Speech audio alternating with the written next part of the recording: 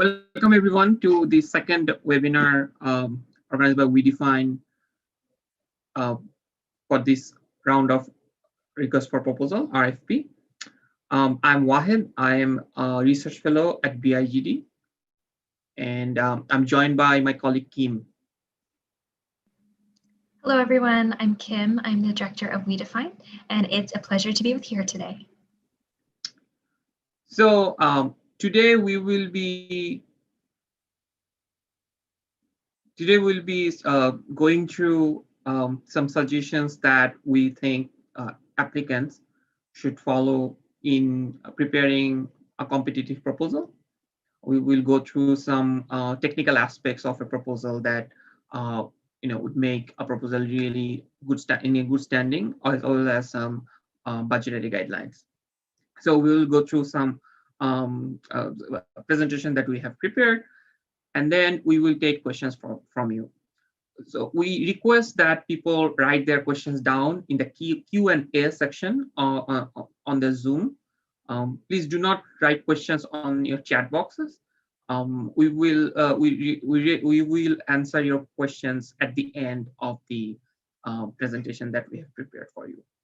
And yeah, feel free to write your questions down though to the Q&A box anytime, and we'll address them at the end of this presentation.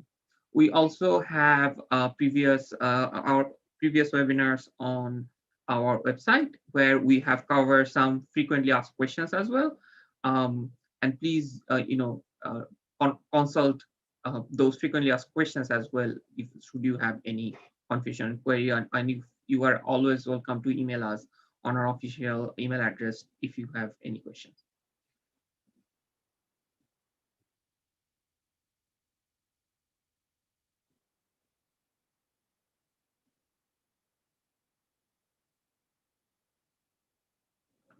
So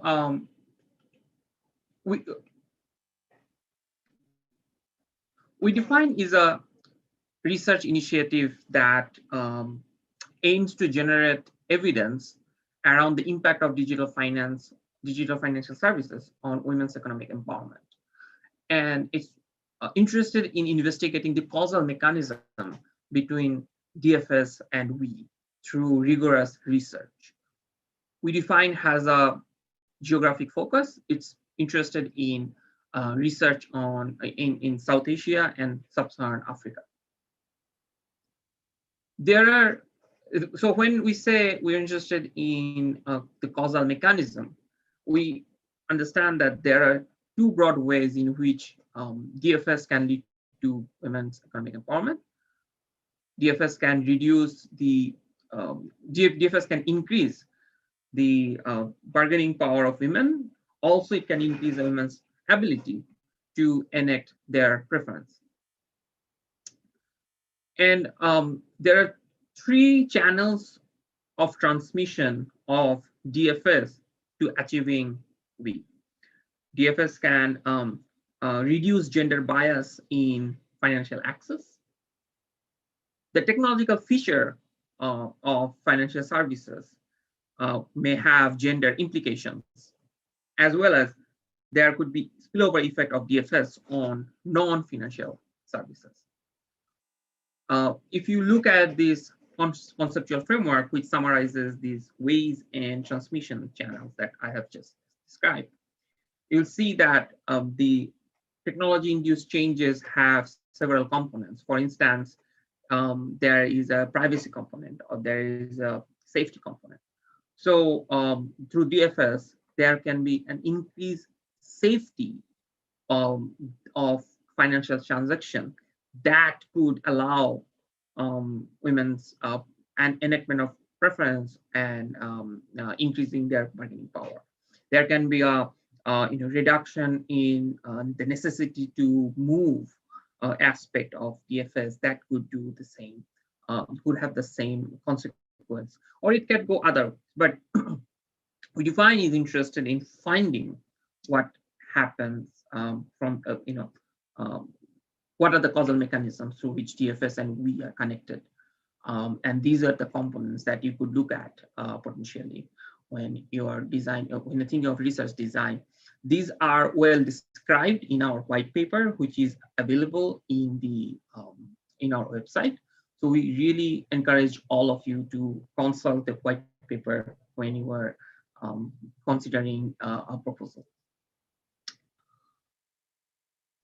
For this round of RFP, we will be funding there are three broad categories of studies that we'll be funding.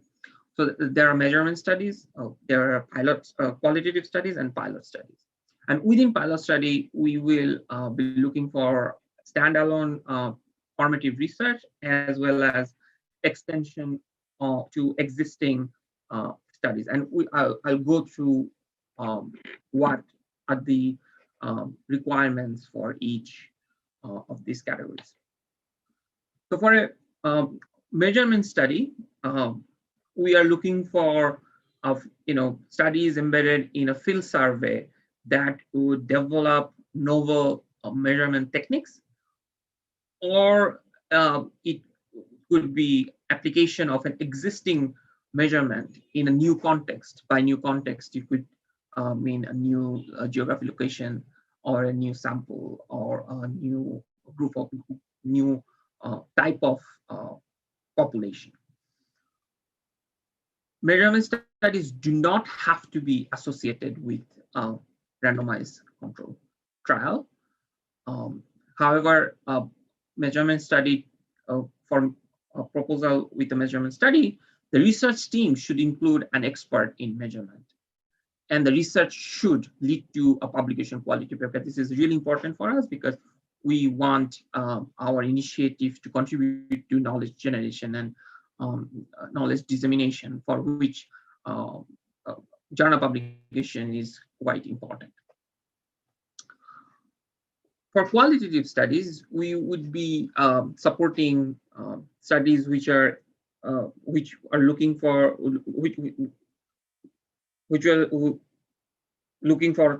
forward to disentangling the causal mechanism of an randomized control trial, or to go in detail on a specific sub-theme of the initiative's white paper.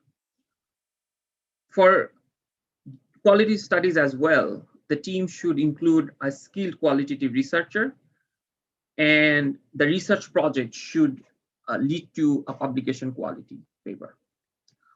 For the extension studies, these would be top up to existing projects that would include quality researchers to advance mixed method research. This is really to encourage qualitative investigation on how and why interventions impact their subjects. This is going deep into the causal impact potentially that an RCT or a natural experiment have found. The formative or standalone research subcategory on qualitative studies, those do not have to be attached to an existing project. And this could be funding to pre-pilot quality research, which could eventually inform subsequent work, potentially developing interventions or new designs. This is really to encourage work that could inform initiative research agenda by high quality qualitative research work that could inform initiative research agenda. So we're looking for studies which could advance our understanding of how potentially a specific sub-theme could work, what would be the implication, or what are the potential what potential solutions we can think of to test. For pilot studies, we will fund promising opportunities for future large-scale projects. So studies which have the potential to become large-scale greenfield RCT, or we could support data acquisition and analysis of natural experiments. So those would not necessarily be randomized control trial, but we could apply for data collection and analysis work when a natural experiment has taken place. For pilot studies, however, we need the research team to include an impact evaluation expert, at least one impact evaluation expert as a researcher capacity. And for pilot studies, we want these to have the demonstrated potential of becoming a large-scale study from the learning of the pilot. So these are really important that you demonstrate that when you discuss the features of the proposal or the relevance of the proposal. For any proposal to be competitive, the proposal should clearly state the research problem and the research questions that it's dealing with. We want clear statement of relevance to the agenda of the initiative.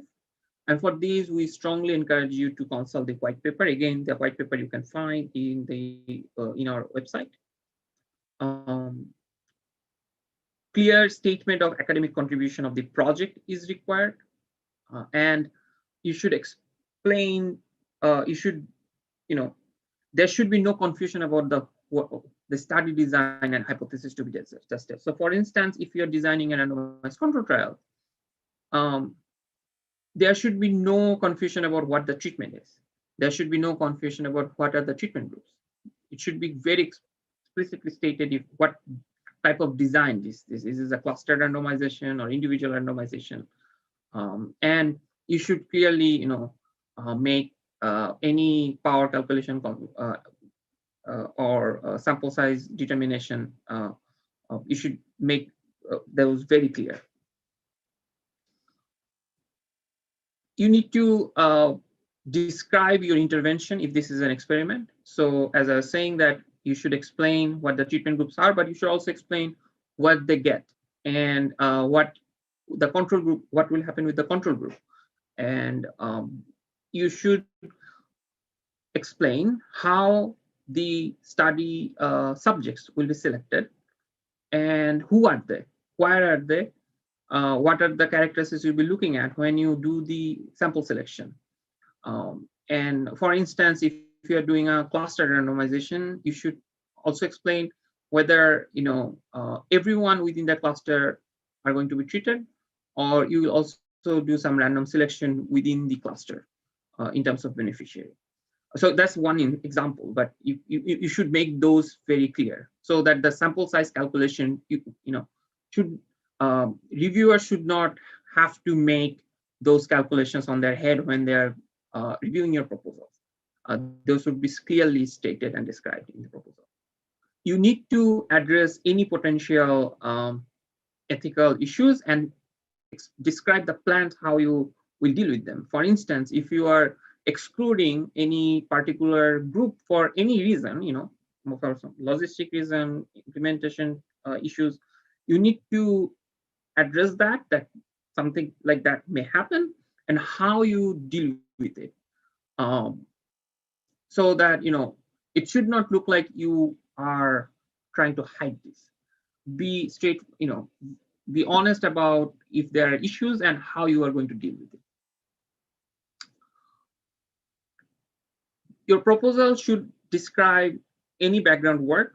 So if you are coming from if your proposal is informed by any previous work you have done or someone else have done, that should be clearly stated.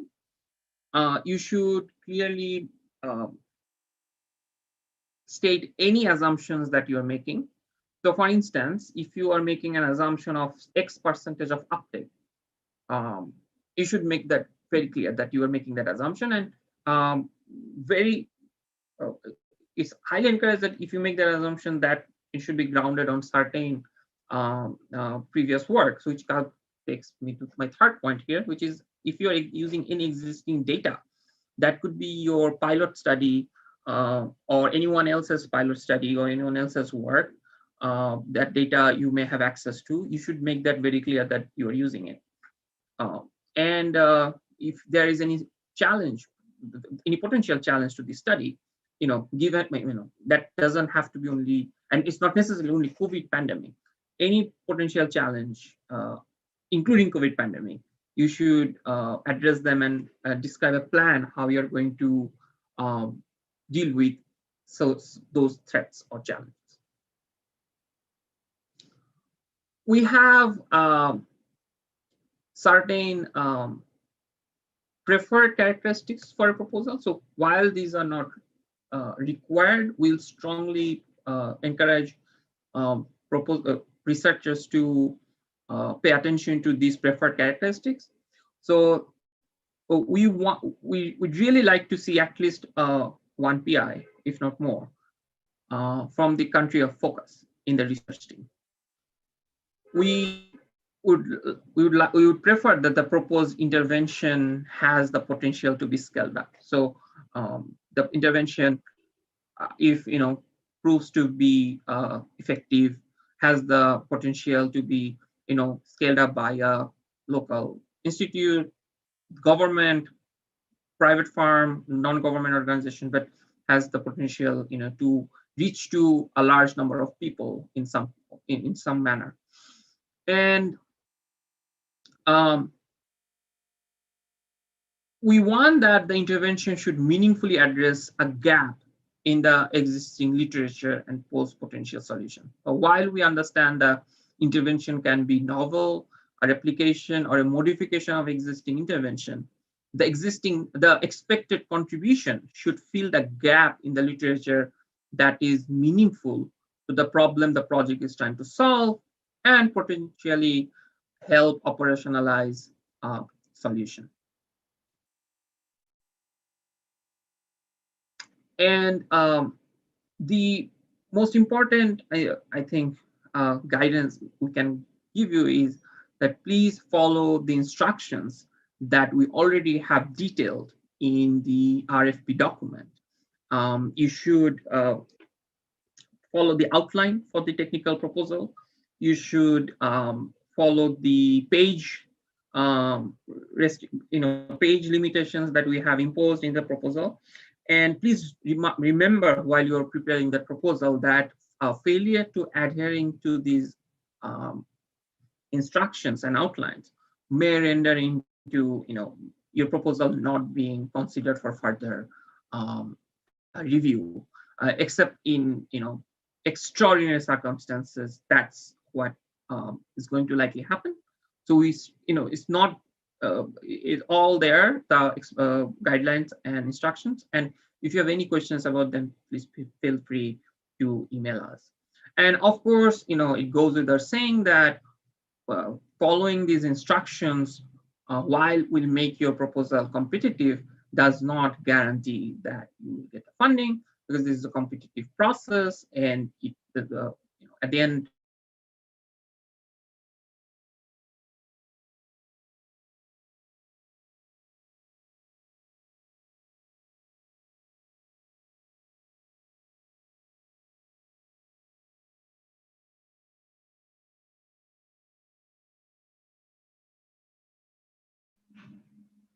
Hi, everyone. We do apologize. It looks like Wahid's internet dropped off, but I will be happy to step in and finish up. Oh, Wahid, you're back. If you can hear me, would you like to finish up your last slide? Yeah. So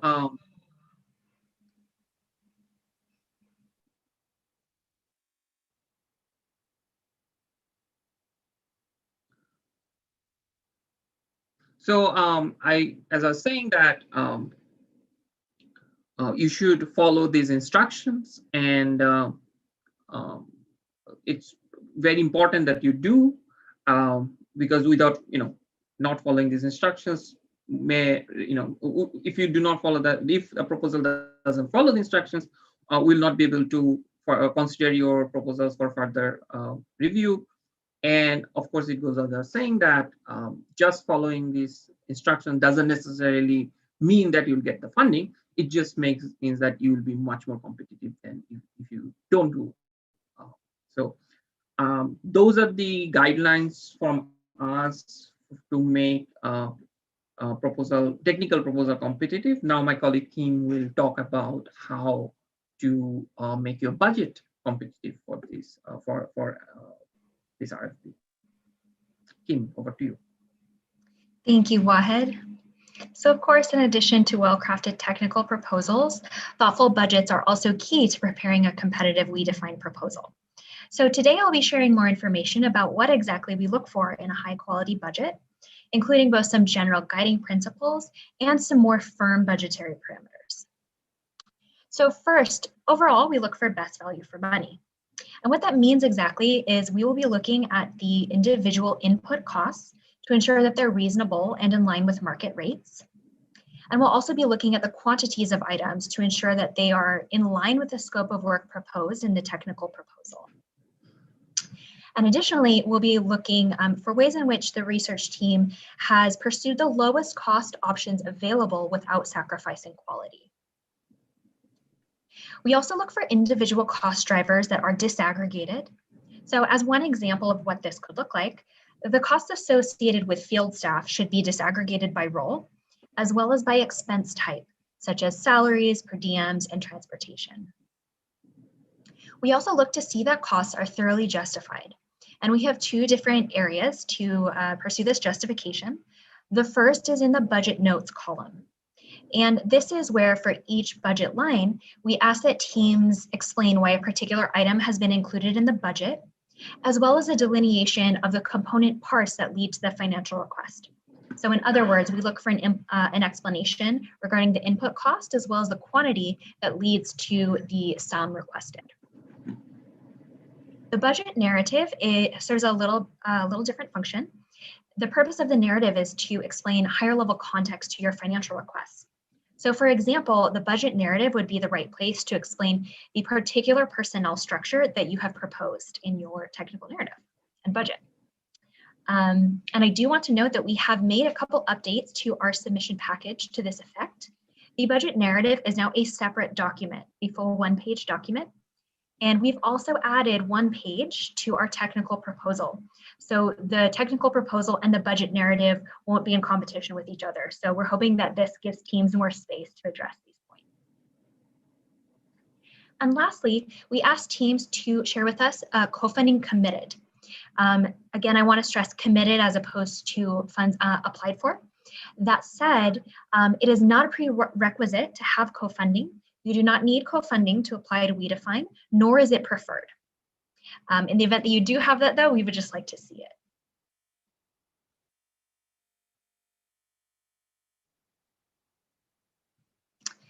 There are a few expenses that are ineligible for WEE-DiFine funds. The first is currency exchange losses. I do want to note that we operate in the US dollar. We also aren't able to support audit fees or expenses associated with new technology or software development.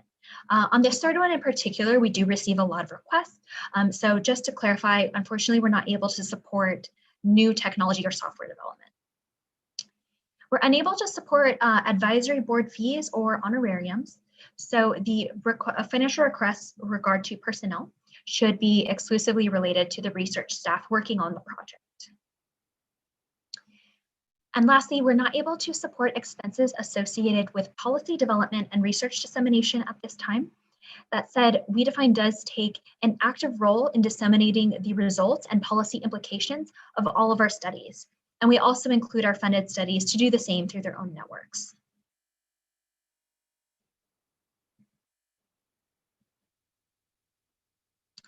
We have two categories of funds that we consider on a case-by-case basis, and we do receive a lot of inquiries about these. So hopefully these parameters will help address some questions that we often receive. The first category is PI, salaries, or stipends. So we are able to consider these on a case-by-case basis in the event that a PI does not have pre-existing financial support to pursue research. Again, I want to emphasize this is a case-by-case basis, but the place where you can make your case and explain your context to us is, again, the budget narrative. So that document will be your best friend throughout the budget process. Please just explain to us your particular circumstance so that we can have the most information possible to make a decision. And secondarily, intervention costs. So my best advice regarding intervention costs is that WEE-DiFine is excited about financing, direct research expenses. So we do encourage teams that think they'll need support for their intervention to pursue possible financing from other means. That said, we're able to consider these costs on a case-by-case basis in the event that these costs do not fall under the day-to-day purview of the implementer. We also ask that financial requests to this effect be reasonable, and we define reasonability as no greater than 10% of the total project budget. Again, your budget narrative will be the place where you can describe your particular circumstances to us so that we can make the most informed decision possible.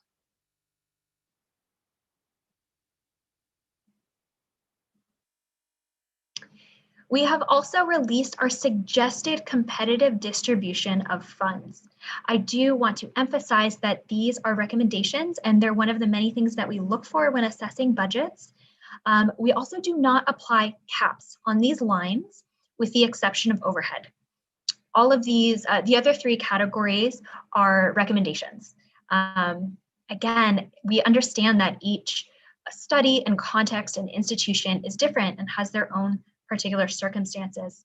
So please don't be discouraged if your financial structure deviates from this. Again, we just ask that you let us know about your circumstances in the budget narrative. So that said, we look for budgets that have approximately 30% of funds requested allocated to staffing costs. We look for a plurality of funds to be dedicated to data collection. So we've recommended about 45% of the budget go directly to data collection. About 10% for travel. And again, we employ a cap of up to 15% for institutional overhead. And I'll go into a little bit more detail now about these specific line items.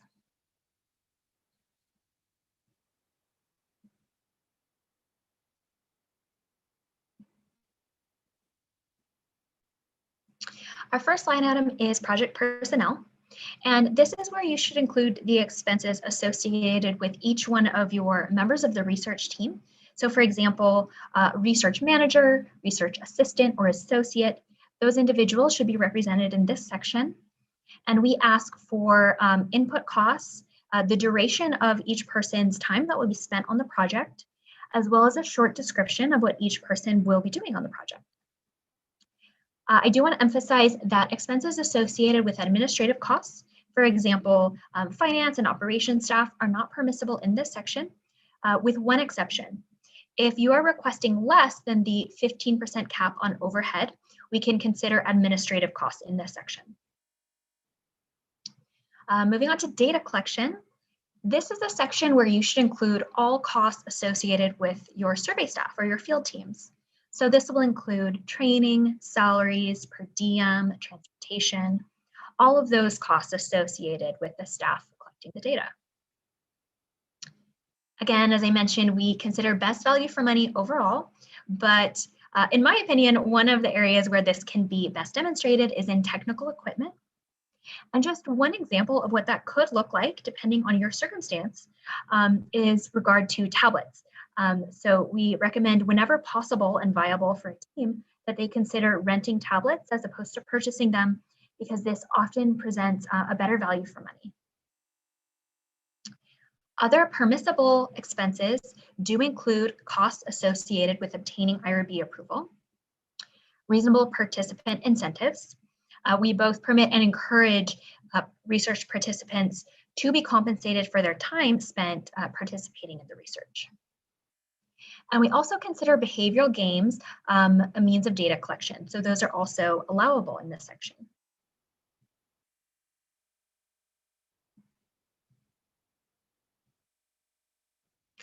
Our next category is travel, and this should represent all travel expenses associated with project personnel.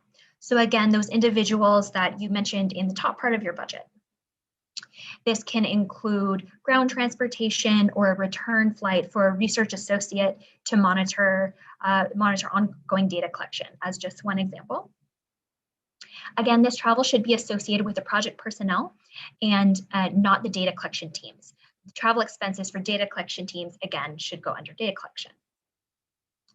And once again, we look for best value for money in this section. So another example of what this could look like is if it is safe and reasonable and viable in your context, it may represent better value for money to pursue public transportation as opposed to private transportation, such as a car hire. Again, please just let us know about your circumstances. If something to this effect isn't possible in your circumstance, just let us know in the budget narrative. And finally, as I mentioned, we allow a maximum rate of 15% institutional overhead to be applied to all direct project costs.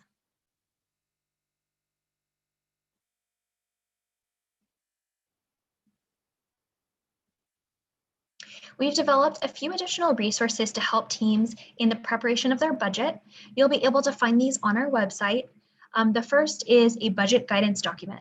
And this document has all of the information that I've just shared and actually goes into even more specific detail about things to consider when preparing your budget. We've also prepared a sample budget, and I want to stress that our intention behind this budget is to give teams a sense of the level of disaggregation and detail and justification that we look for when assessing budgets. So please don't feel discouraged if you see this budget and your particular financial structure does not mirror what you see in that budget. The purpose is really just to present the level of detail that we're looking for, because we are asked about that pretty frequently.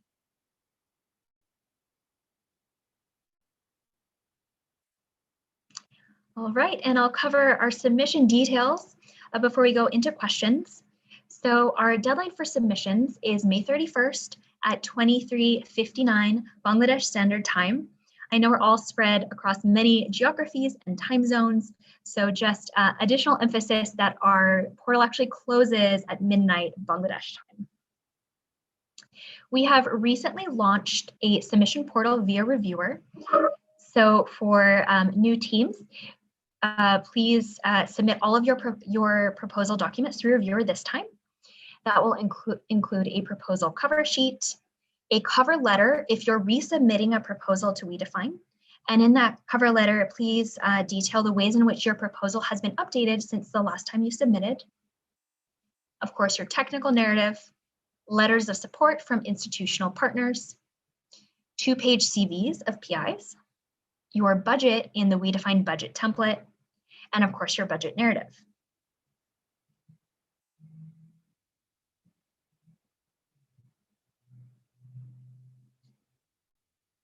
And with that, we will hand the floor over to our participants to ask any questions you may have. As Wahed mentioned, please drop your questions in the Q&A and we will address those as much as time allows. It looks like we have about 23 minutes. And again, if you have really specific questions, please just feel free to email us directly. Great. So to start us out, the first question is, if we are to mix a qual and measurement study, can we conduct formative qualitative work prior to identifying and validating measures?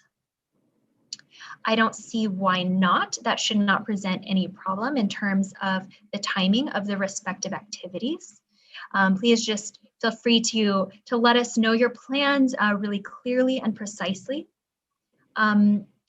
I'll also ask Wahed if he has any additional comments to that effect. No, I completely agree with you. I don't see why it cannot happen, given the proposal clearly makes the case of that, and that there is no weird time gap between the two exercises. Thanks, Wahed. Yeah. Our next question, can you help explain what academic contribution to the project means? Yes. So we're looking for proposals that will build upon the existing empirical record with regard to your specific area of research. So we just like to really clearly see what the additional contribution will be to the existing research. Wahed, do you have any further comments on that question? No, I think you covered that, and as well, I mean, I want to emphasize that the academic contribution is very important here. because the goal of this initiative is to generate body of research, right? Body of evidence, which would address a problem that could have impact over a large number of population. So you should also keep that in mind when you're thinking of a potential study. Thank you. Our next question for formative qualitative research. Do we need to specify a hypothesis ex ante, or can we use a theory building approach based on existing theories and evidence? Ultimately, I think our advisory board will be the one to have the final say on this particular question, but from my point of view, I think for formative research, a theory building approach is appropriate and viable. Go ahead, any further thoughts? No, that covered it. Yeah. So the next question is, what does the proposed intervention mean? So proposed intervention meaning the program on which you propose to conduct the study. So proposed intervention mean that if you are designing a randomized control trial, you know, if you're for this round applying for a pilot study for an RCT, what is the intervention arms of your randomized control trial? So that's the intervention, right? Like the treatment arm. So those should be clearly specified. I guess that covers it, but if you have anything to add. Nope, that sounds great. Thanks. Go ahead. Our next question is, can you please define what intervention costs are? Are these country office costs / overheads, for example? Intervention costs are the costs associated with the implementation of the intervention or the program that is being evaluated. This does not reflect country office costs or overheads. Those would need to be reflected in our 15% institutional overhead line. Our next question, would it be possible to share the presentation itself as an attachment, i.e. the PowerPoint? Yes, I believe we'll be emailing the presentation itself out to all participants after the fact, and we'll also be posting this webinar on our website and on YouTube. Okay.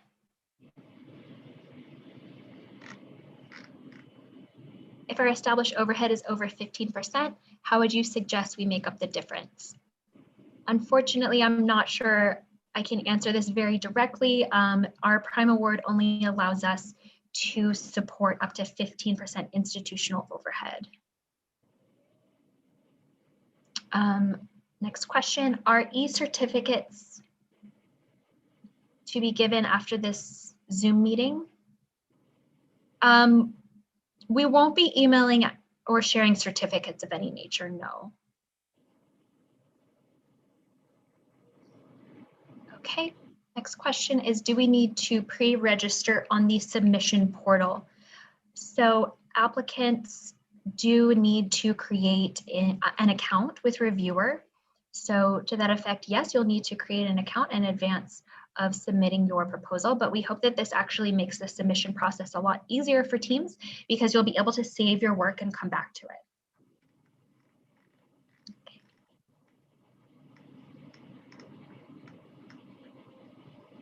Okay, next question. To confirm qual studies and measurement studies, if they exceed your $50,000 cap, have to be submitted separately. So we permit combined proposals. So for example, you can submit a qualitative study in conjunction with a measurement study. And if these two components are linked, as in they're not separate proposals, they're one and the same activity, you can conjoin the two amounts of funding. So you can be eligible for up to $100,000 funding, and you can submit that as a single proposal. We do have functions in our submission platform to be able to signal the fact that you are submitting into categories as a combined proposal. But to Wahed's points previously, please just make sure to really explicitly state your design and other parameters in our proposal so that we can understand the relationship between the two activities. And I want to take this opportunity to say that in your proposal, um, you should specify which funding category you're applying for, right? Like your proposal is, if it is a pilot study, you should not only talk about measurements, right? So it should be very, there should be no confusion. The proposal should be coherent and consistent in terms of what it's saying it's going to do and what the funding category are applying for. Thank you, Wahed. Next comment, in the budget, there is no dissemination. No, we're not able to support dissemination expenses at this time. As I mentioned, WEE-DiFine does commit to disseminating results and policy relevant information from each of our funded proposals via our own networks.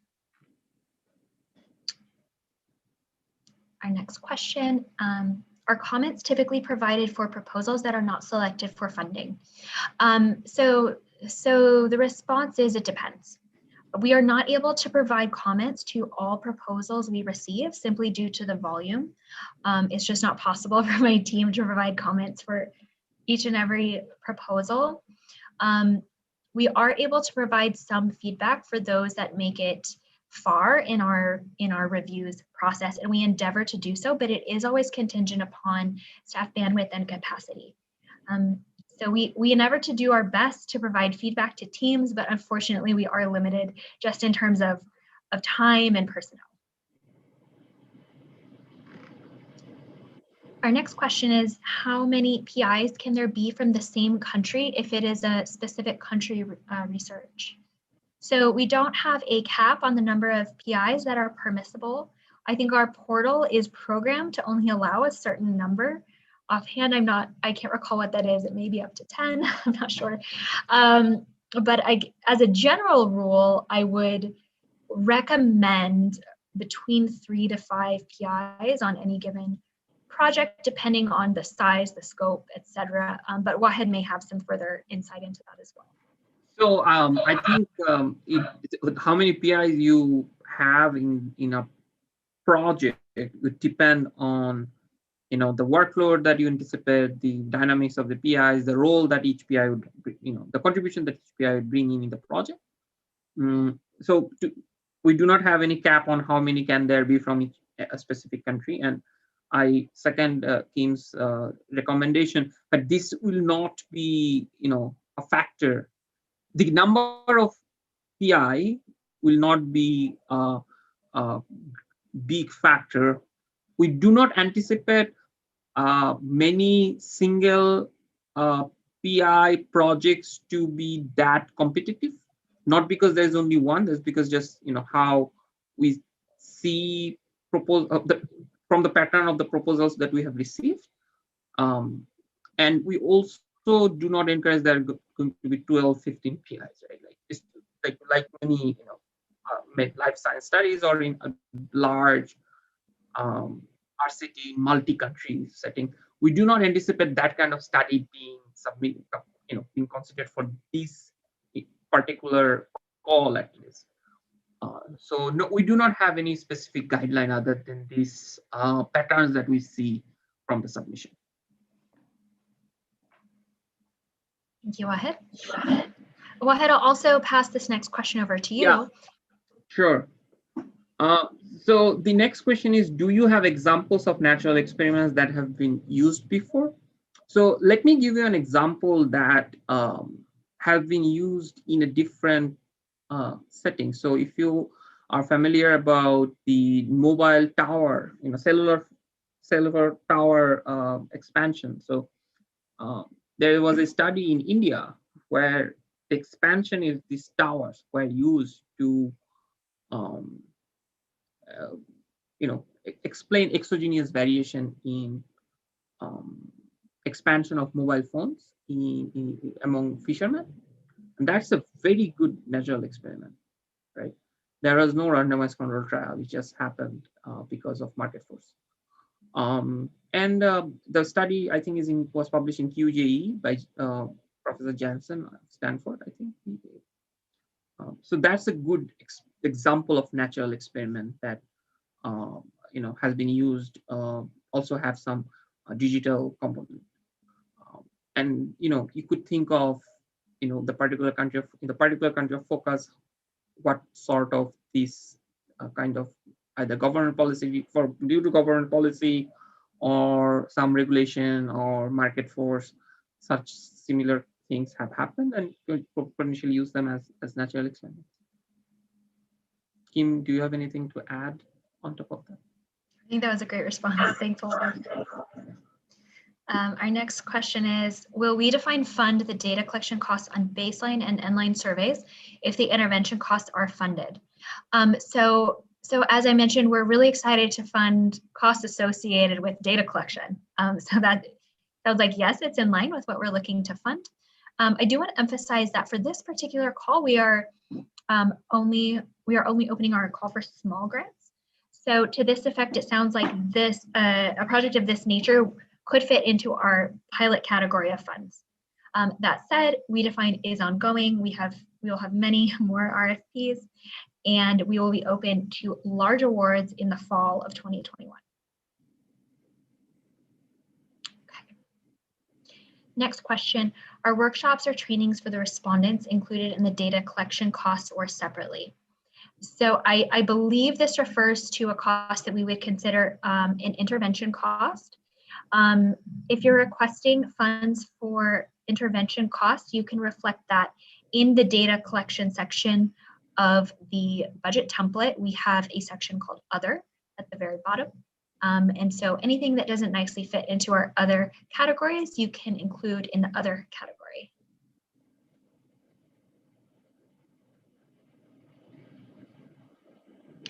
We submitted a proposal recently, but didn't get any comments on why our proposal wasn't selected. We would like to resubmit, but are unsure of what we did wrong initially. So as I mentioned, we endeavor to provide as much feedback as we can, but due to the volume of proposals we receive, it's simply impossible for us to respond to everyone. My best advice is to, depending on at which stage the proposal went through, can inform what information you can seek on our website. If you heard back from us in December or January, I recommend just being really thorough in the review of our RFP and also the supporting documents that we have on our website. If you're still not able to find information from the resources that we have online, feel free to write us an email and we'll do our best to respond and give you some specific feedback. But again, I do want to mention that just due to the massive volume of submissions, we do our best, but we can't always respond to all inquiries of this nature. Okay. Next question, what is the evaluation criteria of assessing a proposal? Is there any prescribed guideline? Wahed, do you want to respond to this one? Sure, thanks, Kim. So proposals will be evaluated on the technical, on the fidelity of the technical design, the capacity, the relevance of the research problem with and research question with the WEE-DiFine initiatives agenda, the capacity of the PIs demonstrated to their past experience in successfully completing the proposed study, and the value for money as reflected through the budget that you submit. Thank you, Wahed. Our next question, can a PI submit more than one research proposal? Yes, absolutely, please do. And next question, what are some examples included in the 15% overhead? So the overhead calculation is just a fixed calculation. It doesn't need to be justified or itemized in any way, and this is meant to represent all of the costs associated with administrative and operational expenses. Okay. Our next question, if we do not have co-funders, if we don't have co-funders, can a research proposal still succeed in the selection process? Co-funding is not required or preferred. We just simply want to have information about would the implementation of this technology as the basis of the study be eligible? So interventions focused on new technology, software, and hardware are certainly allowable. Absolutely. If it's a financial request to support the technology development, we can't support the development of a new technology. If it's already operational and there are requests being made associated with expanding this technology in a way that is above and beyond the purview of the implementer itself and is for research purposes only, that's something we can consider on a case-by-case basis, but please do keep those parameters that I mentioned regarding intervention costs in mind.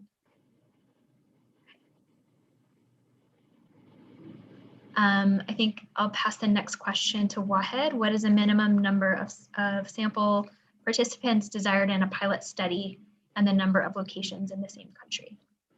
So thanks, Kim. Even on a pilot study, you should have the power calculation, and the number of study sample you can have will be informed by the power calculation and the budget you have for doing a study on given. So a pilot study should meaningfully inform the planning of your large-scale study. Obviously, we do not expect a pilot study to be fully, have enough statistical power as a full large-scale study. However, it should not be like absurdly low power as well. And we do not have. I mean, there is no desired or there's no minimum number of locations on the same country. It should be, based on the design you have, based on the intervention you're trying to test. There's no minimum requirement. Kim, over to you. Thanks. Go ahead. And that was actually our last question in the Q&A.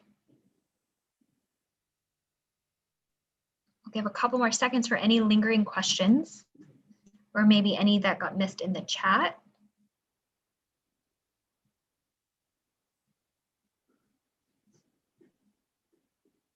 Okay, we have 2 raised hands in the attendee list.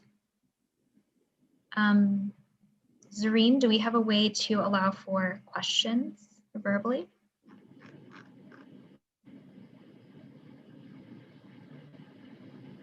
So I've unmuted the participants who have raised hands in case we want to take live questions. So please feel free to unmute and speak. Kim, if you could just select which question you would like to take first.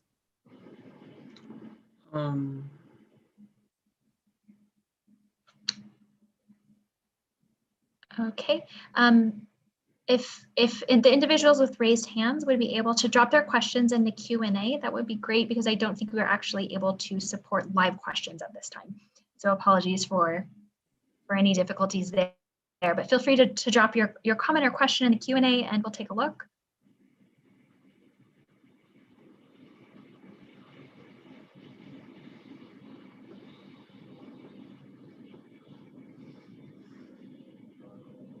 Okay.